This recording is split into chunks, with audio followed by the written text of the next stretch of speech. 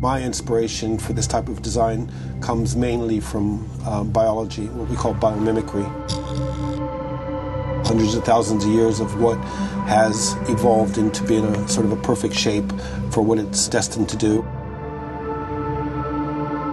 Instead of adding surfaces, we're more about taking surfaces out. Something that we deem now here at McLaren shrink wrap design. It makes no sense to design something for no reason at all, for no functional purpose. You don't see that in nature. You don't see that in anything that is good design. That in itself is a design language and very beautiful.